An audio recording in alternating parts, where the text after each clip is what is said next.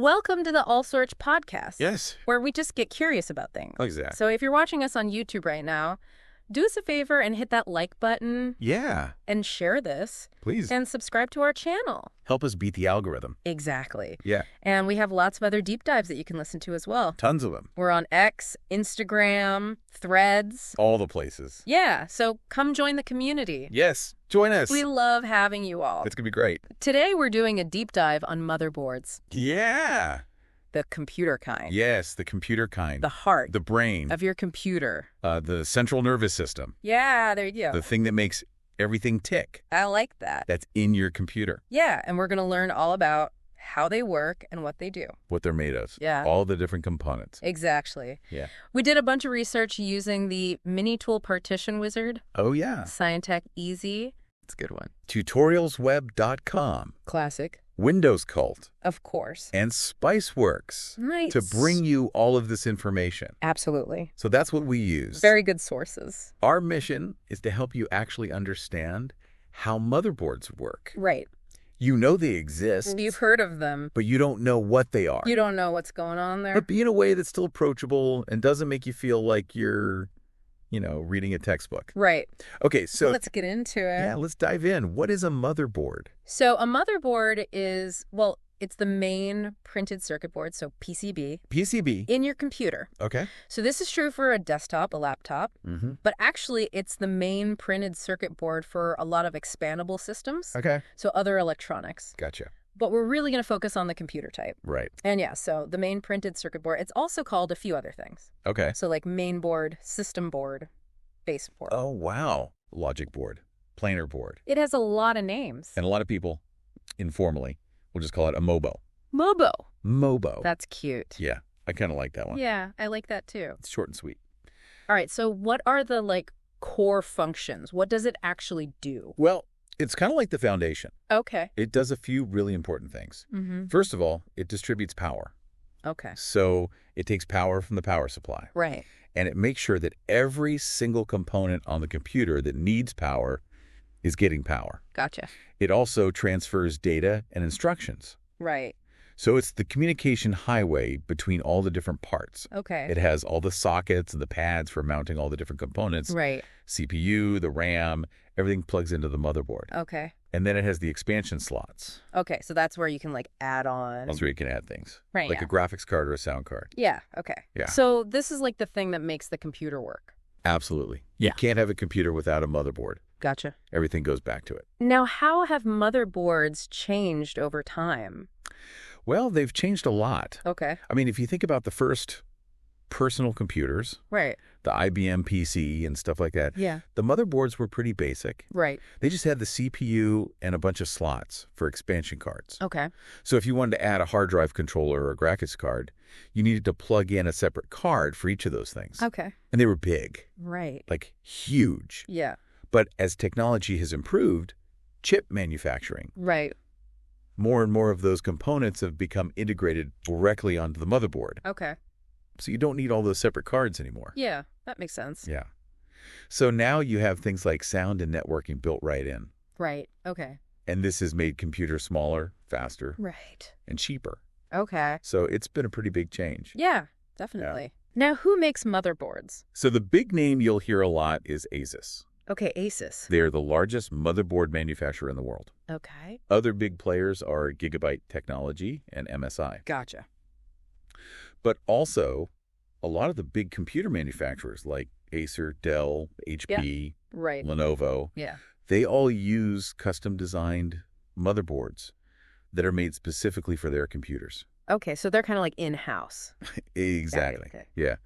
And then there was a time back in the 90s when Intel actually dominated the motherboard market. Really? Yeah. But they've kind of stepped back from that a bit. Oh, okay. They still make motherboards, but they're not the dominant force they once were. Gotcha. Yeah. So there are all of these different terms when you start looking at motherboards? Yes. ATX, micro ATX. Yeah, these are the form factors. What's a form factor? So a form factor basically describes the physical size and layout of the motherboard. Okay. So like how big it is, Right. how many slots it has, Gotcha. what kind of ports it has. Okay. And the different form factors are designed for different types of computers. Okay. So like ATX is the most common form factor for desktop PCs. Right. It's good all-around size. Okay. Micro ATX is smaller, so it's good for smaller PCs. Gotcha. Then you have things like eATX. That's for really high-end systems. Yeah. Workstations and servers. So it's like a bigger motherboard. Yeah, much bigger. Okay. And then there's some really small form factors, like mini ITX. Oh, yeah, I've heard of that. Yeah, those are popular for home theater PCs and things like that. Right, for like small form factor builds. Exactly. Also, there's lots of different sizes. Yeah, it can get a little confusing, Yeah. especially since there are so many different form factors out there. Like, why so many? Well, it's all about finding the right size and layout for the specific type of computer you're building. Okay. Like if you're building a gaming PC, Right. you're probably going to want a full-size ATX motherboard. So you have plenty of room for expansion cards. Makes sense. But if you're building a small, low-power PC for basic tasks, Yeah. then a mini ITX motherboard might be all you need. Gotcha. Yeah. Now let's get into the actual parts Yes. of the motherboard. The components. Yeah, the components. Let's break it down. So probably one of the most well-known ones is the CPU, Yes, the CPU. which is also called the processor. Or the microprocessor. Not the microprocessor. Yeah, they're all the same thing. Okay, so what is this? So the CPU, it's the brain of the computer. Okay. It's what executes all the instructions of a computer program. Okay. It does all the calculations, the logic, the control, everything. So like the thinking, The thinking. the decision-making. Exactly. Okay. It's a tiny little chip, but it's incredibly powerful. Okay. And it sits in a special socket on the motherboard. Okay. And because it generates so much heat, it almost always has a heat sink and a fan on top of it to keep it cool. Okay. Yeah. And the CPU socket. Yes, the CPU socket. It's specially designed Yeah. for the CPU. Yes. You can't just plug anything in there. No, you cannot. Okay. The CPU socket provides both a mechanical and an electrical connection for the CPU. Okay. It's what allows the CPU to communicate with the rest of the motherboard. Right. And they have this cool thing called the ZIF mechanism, What's that? zero insertion force, Oh, okay. which means you can basically just drop the CPU into the socket Okay. and then close a lever to secure it. Oh, okay. So it's really easy to install. Easier than I thought it would be. Yeah, it's not as scary as it sounds. Gotcha. But you do have to be careful because the pins on the CPU are very delicate. Right. You don't want to bend them. Okay. And then you've got all the different types of CPU sockets out there. Right. So like socket 1 was one of the earliest ones. Okay. Then you had things like LGA 775, Mm-hmm. LGA 1155, Okay. LGA 1200. Okay. And each socket is designed for a specific family of processors from Intel or AMD. So it's not like you can just use any CPU with any motherboard. No, definitely not. They have to be compatible. They have to be compatible. Okay. And this is one of the most important things to keep in mind when you're building a computer. Okay. You have to make sure that the CPU you choose is compatible with the motherboard you choose. Gotcha. Otherwise, it's not going to work. Got it. Yeah. So the next one is RAM slots. RAM. Memory. The memory, yes. Yeah. Very important. Yeah. So RAM stands for Random Access Memory. Okay. And it's basically the computer's short-term memory. Okay. It's where the computer stores the data that it's actively using. Okay. So like when you open a program, that program's data is loaded into RAM. Okay. And then when you're working on a document, that document's data is also loaded into RAM. Okay. So the more RAM you have, the more things you can do at the same time without the computer slowing down. Okay. Does that make sense? Yeah, that makes sense. Yeah. So the RAM slots, Yes. The RAM slots. those are where you plug in the RAM modules. The Those are the little sticks of RAM. The little sticks of RAM, they come in different sizes and shapes. Okay. So you have DIMMs, which are for desktops, Okay. SO-DIMMs, which are smaller and for laptops, Okay. and then even smaller ones like mini DIMMs and micro DIMMs, which are for really small computers. All right. And like the CPU sockets, the RAM slots are also specific to the type of RAM you're using. Okay. So you have DDR, DDR2, DDR3, DDR4, and now DDR5. Oh, wow. Each generation of DDR has different speeds and different pin configurations. Okay. So you can't just mix and match them. Gotcha. They have to be compatible with the motherboard. Okay. And this is something you would choose when you're building a computer. Yes, definitely. great. You have to make sure that the RAM you choose is compatible with both the CPU and the motherboard. Gotcha. Because if it's not compatible, it's not going to work. Got it. Compatibility is key. Compatibility is key. Compatibility is key. Okay, let's talk about chipsets. Ah, chipsets. Now I've heard about Northbridge and Southbridge. Yes, those are the classic chipset components. What do they do? So the chipset is basically a set of chips on the motherboard that controls the communication between all the different components. Okay. So it's like the traffic controller of the motherboard. Okay. And the North Bridge and South Bridge are like the two main traffic cops. Okay. So the North Bridge, Yeah. it's responsible for handling the high-speed traffic. Okay. So communication between the CPU, the RAM, and the graphics card. Okay. That's like the important stuff. Yeah, the really important stuff. Okay. And it has a direct connection to the CPU through the front side bus, Okay. which is like a high-speed highway for data. Okay. And then the South Bridge, Yeah. it handles the slower traffic. Okay. So like the USB ports, the hard drive controllers, the audio, the network, all that stuff. Gotcha. So it's like the back roads of the motherboard. Okay. Yeah. Now, are the Northbridge and Southbridge still separate on modern motherboards? So not really. Okay. In modern motherboards, the North Bridge has basically been integrated into the CPU. Okay. So the CPU now has its own memory controller, and it handles the communication with the RAM directly. Okay. And the South Bridge has been replaced by a chip called the Platform Controller Hub. PCH. PCH, yes. Okay. And the PCH handles all the stuff that the South Bridge used to handle. Okay. So USB, audio, networking, all that. Okay. So it's like consolidated. Exactly. Okay. And this has made motherboards even faster and more efficient. Okay. That makes sense. Yeah. Now, what about BIOS? Ah, BIOS. What is that? So BIOS stands for Basic Input-Output System. Okay. And it's basically a little program that's stored on a chip on the motherboard. Okay. And it's the first thing that runs when you turn on your computer. Okay. It does a bunch of important stuff like checking the hardware, Yeah. configuring the system settings, and loading the operating system. Mm-hmm. So it's like the bootloader for your computer. Gotcha. Yeah. Okay. And it's also sometimes called other things like System BIOS, PC BIOS, ROM BIOS, firmware. Okay. But it's all the same thing. Okay. And in modern systems, BIOS has mostly been replaced by something called UEFI, UEFI. Unified Extensible Firmware Interface. What does that mean? It's basically a more advanced version of BIOS. Okay. It has a lot more features, Okay. like faster boot times, support for larger hard drives, a graphical user interface, and better security. Okay. So it's a big improvement. Gotcha. Now there's that little battery, Ah, yeah. usually near the BIOS chip. The CMOS battery. What is that? So CMOS stands for Complementary Metal Oxide Semiconductor. Okay. It's a type of memory chip. Okay. And it's used to store the system settings, like the date and time, the boot order, and the hardware configurations. Okay. And the CMOS battery is what keeps that memory powered even when the computer is turned off. Oh. So that's why if your computer's clock is always wrong, it might be because the CMOS battery needs to be replaced. Gotcha. Yeah. And those batteries usually last about 3 years. Okay. But if you unplug the computer from the wall, it can drain the battery faster. Gotcha. So it's constantly using power. Yeah, even when the computer's off. Gotcha. It's just a tiny bit of power, Mm-hmm. but it's enough to keep the CMOS memory alive. Got it. And those are pretty easy to replace. Yeah, they're just like little watch batteries. Yeah. You can just pop them out and put a new one in. Okay. Easy. So expansion slots. Yes. This is where you can really customize your computer. This is where the fun begins. Yeah. So expansion slots allow you to add all sorts of extra hardware to your computer, Right. like graphics cards, sound cards, network cards, TV tuners, all sorts of things. Yeah, there's so many different ones. Yeah, it's crazy. So what are the different types? So you have a bunch of different types. Okay. You have ICAS A, which is really old. Industry standard architecture. Yes, that's the one. It's Okay. not really used anymore. Right.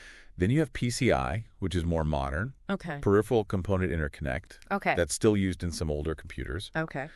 Then you have AGP, Okay. Accelerated Graphics Port. Okay. That was specifically designed for graphics cards. Right. And then you have PCIe, PCIe, yes. Peripheral Component Interconnect Express. Okay. And that's the most common type of expansion slot today. Right. Okay. Yeah. What about all the different ports on the back? Ah, yes, the I/O ports. I/O ports, which stands for? Input-output. Okay. So these are the ports that allow you to connect all your peripherals to your computer. Okay. So like your mouse, your keyboard, your monitor, your printer, your external hard drives, everything. Yeah, there's a lot back there. There are a lot, yeah. What are the different types?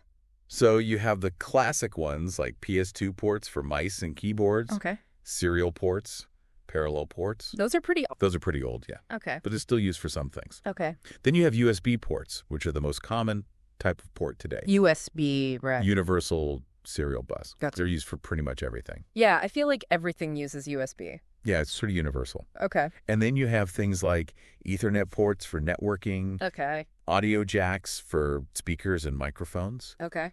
HDMI ports for video. Okay. Yeah. And there are a bunch of other specialized ports that you might see depending on the motherboard, Okay. but those are the main ones. Okay. Yeah. And the power supply connector. Yes, the power supply connector. This is a big one. It is. It's what provides power to the entire motherboard. Right. It's usually a 24-pin connector, Okay. and it connects to the power supply unit, Okay. which is the box that converts the AC power from your wall outlet into DC power that your computer can use. Right. And the power supply connector has all the different voltages that the motherboard needs. Okay. So like 12 volts, 5 volts, 3.3 volts. Okay. Yeah, it's all there. And then storage connectors. Yes. For hard drives and SSDs. Exactly. What are those? So the most common type of storage connector today is SATA, SATA. serial ATA. Okay. It's a small rectangular connector, Okay. and it's used to connect hard drives and SSDs to the motherboard. Okay. It's really fast and reliable. Okay. And then you have M2, Okay. which is a newer type of connector. Okay. It's even smaller than SATA, Okay. and it's used for the latest NVMe SSDs, Okay. which are super fast, Okay. like ridiculously fast. Wow. Okay. Yeah. And then you have some older types of connectors, Okay. like IDE, Okay. integrated drive electronics, Okay. that was used for older hard drives and optical drives. Okay. And then you have FDC, Okay. floppy disk controller. Right. That was used for sloppy disks. Those are definitely old. Yeah, those are pretty much extinct now. Okay, so we talked about how the CPU needs cooling. Right. What about the motherboard itself? So the motherboard usually has its own cooling system, Okay. typically a heatsink, Okay. which is a passive metal device that draws heat away from the components Okay. and often a fan Right. to help circulate the air. So it's not just the CPU that gets hot. No, other components on the motherboard can get hot too, Okay. like the chipset Right. and sometimes even the RAM. Okay. So it's important to keep them cool. Okay. Otherwise, they can overheat and malfunction. Right. Yeah. Now, what about this clock generator? Yes, the clock generator. What is that? So the clock generator is basically the heartbeat of the motherboard. Okay. It's a little circuit that generates a clock signal, Okay. which is a series of electrical pulses. Okay. And this clock signal synchronizes all the different components on the motherboard. Okay. So it's what makes sure that everything is running at the same speed and in the right order. Yeah, it's really important. Without the clock generator, the motherboard wouldn't work. Gotcha. Yeah. So jumpers and DIP switches, Yes. are those still used? So not as much as they used to be. Okay. They're more of a legacy thing, Okay. but you might still find them on some motherboards. Okay. So jumpers are little pieces of metal that you can put on pins to change the settings of the motherboard, Okay. like the CPU multiplier or the voltage. Okay. And DIP switches are little switches that you can flip up or down to change the settings, Okay. like the boot order or the system clock speed. Okay. But nowadays, most of those settings can be changed in the BIOS or UEFI. Right. So you don't really need to mess with jumpers and DIP switches anymore. Gotcha. So those are more old school. Yeah, pretty much. But Okay. it's good to know what they are in case you ever encounter them. Right. You never know. Yeah. And last, front panel connectors. Yes, the front panel connectors. These are the ones that always get me. Yeah, they can be a little tricky. Yeah. So the front panel connectors are what connect the buttons and LEDs on the front of your computer case to the motherboard. Okay. So like the power button, the reset button, the power LED, the hard drive activity LED. Okay. And they're usually a bunch of little pins on the motherboard. Okay. And you have to connect the wires from the front panel to the right pins. Right. And it's really easy to mix them up. Yeah. And then your computer doesn't work. Yeah, exactly. So you have to be really careful with those. You do. Okay. It's always a good idea to consult the motherboard manual Yeah, and definitely. make sure you're connecting everything correctly. Gotcha. Yeah. So we talked about all these individual parts. Right. What are the overarching functions of the motherboard as a whole? So the motherboard really does a lot. Okay. It manages the flow of data between all the components. Okay. It distributes power to all the components. Right. It provides a platform for all the components to be mounted on. It handles the communication between the CPU and the peripherals. Okay. It basically makes sure that everything is working together in harmony. Okay. So it's really the foundation of the entire computer system. Gotcha. So it's not just a passive thing. No, it's very active. Okay. It's constantly working to keep everything running smoothly. Gotcha. Yeah. It's pretty remarkable. It is. Yeah, that all these little parts can work together to do so much. Yeah, I mean, it's basically what makes modern computing possible. Yeah, definitely. Yeah. So I think that was a great overview of the motherboard. Yeah, I think we covered a lot of ground. Yeah, I definitely. hope it was helpful. And if you enjoyed this deep dive into the computer motherboard with the All Sorts podcast, don't forget to like and subscribe to our channel on YouTube. Yeah, and check out our other deep dives, too. We have a ton of them. On all sorts of topics. Yeah. So there's something for everyone. Definitely. And be sure to follow us on X, Instagram, and Threads. Yeah, come join the community. We'd love to have.